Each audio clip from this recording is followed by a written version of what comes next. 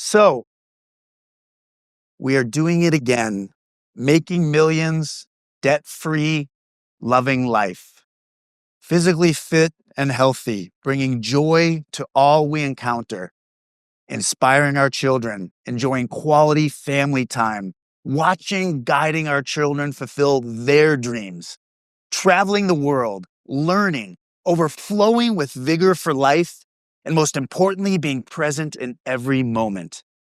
I happen to life. Ride the wave. Empathy is the ability to step into the shoes of another person, understand what his or her feelings and thoughts are, and use that to guide our actions.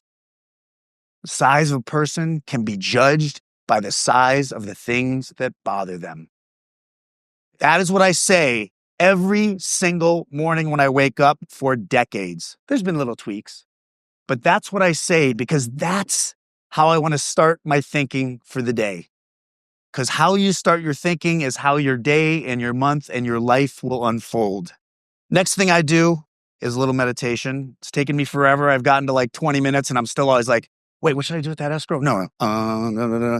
Nadia's birthday's coming up. What should I get for that? But it's still, just to try it and do it is huge. Is anybody willing to do a 30-second meditation? All right, that's the vast majority. Whether you're telling the truth or not, it's enough to say, let's do it. All right, so I'm going to set the timer, just 1 quick minute. And like everything in life, go for one in a row. Whatever it is you're trying to do, just start with one. So don't meditate for 20 minutes, meditate for one, and you're going to have a much better chance of continuing, that journey. And, to meditate, I went to see Eckhart Tolle years ago because he's such an idol of mine. And he says, don't make all these rules. Don't make it complicated. It's really simple. Stand up, sit down, lean on the wall, shut your eyes, open your eyes, dance, whatever you want to do. The whole point is do what helps you to just get in the moment for a minute, because that's where everything great in life happens, is in the moment. All right. So I'm going to close my eyes. You don't have to. What I like to do is start at my toes and just picture that I'm taking the air and filtering it through my body. All the gray, bad energy is coming out and getting replaced with better energy, and I feel whole. All right, let's do it.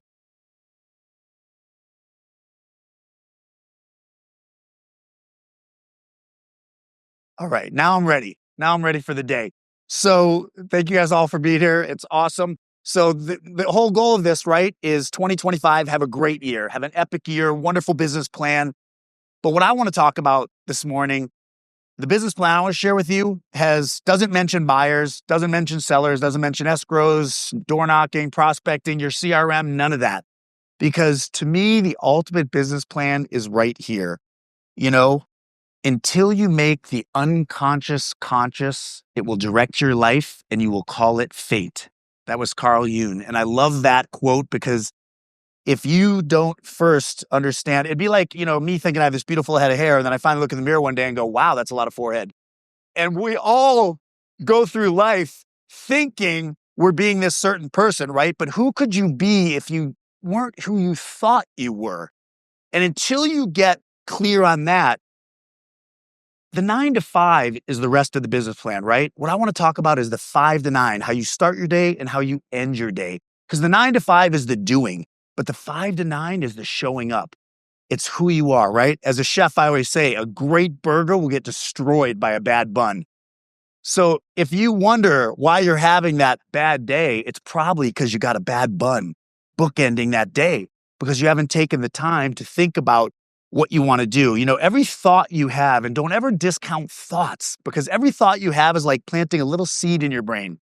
And if you keep having that thought, you're watering it, it's germinating, it's growing. And now the garden of your mind is either beautiful and bountiful or it's a weed-filled disaster, right? So be careful of every thought you have, because every thought leads to an emotion, right? First you have the thought and then it makes you feel a certain way. And then once you feel a certain way, you're going to act on that because it's how you're feeling. And all those individual actions, there's your life, right? Thoughts, feelings, actions. So what I want to do is help you have better thoughts. Get a hold of that unconscious genie, right? So today we're going to try to create some new mental tattoos. So here's our plan for the day. All right, so first thing I want to do is just share a few stories with you so you understand like kind of where my mindset has come from and how it's happened. Next thing we're going to do is talk about the personal constitution, something I've been doing for decades. And I swear, next to my amazing wife, it's the thing that's made my life amazing, that personal constitution. Then the last thing is action steps. Because as my wife knows, she gets so annoyed with me. One of my favorite sayings is a Chinese proverb. It says, much talk does not cook rice. So, we can be 20, 25, yeah, all this. And then if you go home, what you choose to do will determine whether any of this was worth your time. Actions always matter. All right. So one thing I do want to make very clear is I'm not here because I'm the number one producer. And I'm sure there's half of you in this room do more business than me.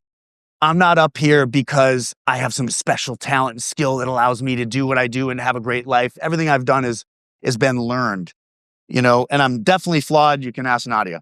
So, but what I can tell you that I'm very clear on is I wake up every single morning. I mean, I'm not kidding you, loving my life. Like I wake up and I go, it's going to be the best day of my life. Every now and then I'm lying a little bit, but I'm still planting the right seed. But 99% of the time, I feel that way. What I can tell you is that we travel 3 months a year. I do French class twice a week.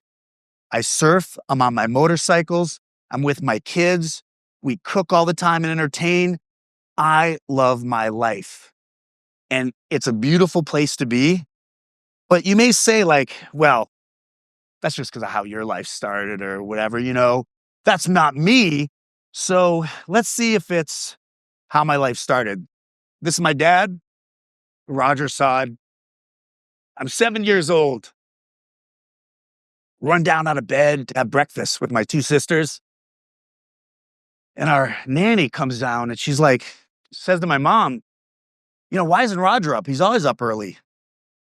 And my mom says, oh, he just wants to sleep, leave him alone. And our nanny's like, but I hear noises. I will never forget the blood-curdling scream when she found him shot to death in my bed. It was like, what is this? Police, chaos. But then you might think, okay, life must have gotten way better after that. This is my mom. This is one of my sisters. The other one's not in the picture. I know I look like I could be the other sister, but that's me. So did my life get better? Well, my mom went on trial for murdering him. So that was not exactly the Waltons or Modern Family. It was like, what's happening here? So then you think, well, maybe it was my childhood after that, the upbringing that's made me love life and be so happy. But it wasn't, because she was an alcoholic and a horrible person. The guy that moved into our house and became her new husband shortly after my dad's funeral was an awful man. Nothing but, alcoholism and abuse and chaos. And it was sad. But I don't tell you all this because you should feel sorry for me. Oh, poor me. We've all got something. The reason I tell you this is because one of my biggest beliefs, I have this whole top 10. We can do that another time for a great life. And one of my biggest beliefs is do not be a victim. That victim mentality will destroy you. Being a victim means you put more value on the past than on today and then on the future. How crazy is that? Life is not about what happens. Steve is big on this with the untethered soul and stuff. Life is not about what happens. It's how you choose to react. So I only have this one up because I love those pants. I mean, I want those today. Aren't those epic? But the other reason I have the slide up is because, and believe me, my mom faded quickly from the cool clothes. I'll never forget, I was in junior high school. Raise your hand if you think you're a cool parent that dresses your kids well. That's really scary that 4 of you raise your hands, because that will change their lives. My buddy got a perm in his hair in junior high. He had this blonde hair. It was kind of wavy, looked like a surfer. I'm like, Mom, I want one of those. She takes me to her hairdresser. I get a frickin' bouffant. I look like Lucille Ball with big brown rimmed glasses. It was devastating. But the other reason I put this up, those are my 2 sisters. The other reason I put this up is because you know what? I have no ill will for my mother. I have no bad feelings, because that, as Nelson Mandela said, that's like drinking poison in an effort to kill your enemy. That's not going to do selfishly. It doesn't do you any good to hold a grudge of any kind or bad will of any kind. And I always try, the most extreme example, my mother, I always try to find the good in everybody and everything. I love those pants, so I still like clothes. Thanks, Mom. She cooked constantly. I'd come home from school and I'd see like some chopped up bacon on the counter and I'd be like, she's doing that hot spinach salad dressing thing. I know she is. So she inspired me to love food and to entertain. So it's really important to remember that regardless of what happens, there's good to find and you will be better off with it as well. So when you're 110 pounds and your sister can kick your ass, you're probably not going to be a football star. I was like, literally, she would, get the bullies away from me when we were in grade school and junior high school. So I was in junior high and I went to this diner behind the junior high school called the Piccadilly.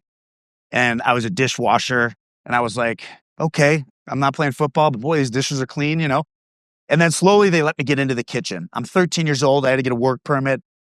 And when I give you the burger analogy, it's because I'll never forget. I finally got to be in the kitchen. I had a little paper hat. I was like, am I a sailor or a chef? I don't know, but I don't care. I'm in the kitchen, and I had my little apron and I pulled a frozen burger out of the freezer and put it on the griddle and it would start sizzling. The water dissipated. Finally, it started getting nice and golden. I'd lay that piece of American cheese on it, which is not even cheese. It's like orange oil thing, but I don't care. I still love it today because it's a memory of joy. That cheese would drip down the side of the burger. I'd toast that bun in the other grease. There was more grease in that place than you've ever seen in your life. And they'd send that burger out and I'd look through the little window with my little hat and I'd watch that person take a bite and it was like all their worries went away, And I said, this is what I'm doing with my life. So the first tipping point for me in my journey was finding something that I loved, and food was the best. I loved it. So I went on to work at my godfather's restaurant. Back then, it was like places packed all week. What were the sales? Oh, there weren't any. We sold $1,000. It was a different kind of way to do business back then. But I learned all about the business and I loved it. Then I went off to hotel restaurant school, Iowa State University, got my undergrad, and I was still purging demons though. First 2 years, I crashed 5 motorcycles, hit windshields, rolled over hoods. Somebody wants me here. I should not be here. Trying every drug available. And then all of a sudden, but I always feel lucky that I had some kind of work ethic. I wanted to work, right? I think all of us realtors are hardworking people. Like somehow it's in you from the beginning. And I walk into this restaurant I'd been working there called the Northwestern Steakhouse. And it was a crazy Greek guy and never, I know you wouldn't do this as team leaders in real estate, but like he wasn't engaged, he wasn't teaching, he wasn't coaching. He was just, out doing his own thing. And the chef got his 3rd DUI, was taken to jail immediately. And he looks at me, he goes, aren't you the guy that likes food or going to school for food or something? Take over. And he walks out. So now I have my first executive chef job. I'm stoned. I'm 19. I don't even know what I'm doing. I'm like, I got this. I destroyed that kitchen for the first week. Any customer who was there that week probably never came back. But it was another tipping point where I said, I've got something to accomplish here. And I figured it out. I cleaned that kitchen. I organized that kitchen. I learned that you put the steak on this way, and then you put it on this way to get that X, and then it's at medium rare, and then you move it down here and you do that rotation. And I had 50 steaks going at once. It was the most amazing experience. Finished that, but it got me serious. So then I started not partying as much, but it was the first time I learned the art of moderation, because I still wouldn't say no to a party. As my good friend that I think's still a freshman said to me, his famous line was, we talk about this exam coming up and he'd go, yeah, but it's going to be a good party. And you can always retake a class, but you can never relive a moment. He's still a freshman. Maybe he's a sophomore. I don't know. But I found that balance because moderation's everything, and I learned to say I can have fun and everything and still get done what I need to get done. Then I went off to culinary school, upstate New York, and got was getting my degree there, ran out of money. So I moved to San Francisco and finished at the California Culinary Academy. And then everyone said, now it's time to go work for other people and slowly learn the business. And I'm thinking to myself, I've been working for other people. And then the speaker at the graduation, now I went from a paper hat to a nice cloth toque. like this tall. It was like, wow, I am a chef graduating now. And it was a great time in San Francisco. It was Jeremiah Towers, Stars, all these incredible icons in the culinary world that, we got to be around and work with. But the speaker said, the only difference between dreams and reality is how bad you want it. I took off my little toque and I went and signed a lease. This woman just happened to like me because I was, can you show me your assets? I have none. Can you show me your credit? It's not good. But somehow at 24 years old, she signed a 5-year lease with me and I had a restaurant. The only problem was I hadn't thought about the menu or what it was going to look like. And, so I went on that journey. And believe it or not, this is me focused and serious. I know I look like, like I'm in charge of the weed movement or something, but I was actually working a million hours a week, loving what I was doing, creating this incredible business, but it was another tipping point because it was literally a tipping point. And I'll tell you that in a minute. The best moment, I'm walking down the street, San Francisco, Chestnut Street, and I look into these eyes and I said, I'd like to tell you that I came up with some very suave thing that I said, but I think I was just trying not to drool and keep my hair in shape or something.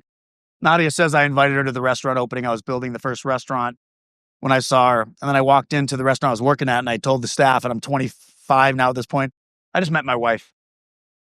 And I would tell you, one of the biggest things you can do in your life is to get the right partner.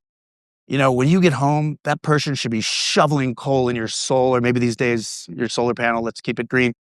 But, they need to be lighting you up, because if the person that is your person is not lighting you up and making your life amazing, that's always going to be a big challenge. And I'm lucky that I have somebody always lighting mine.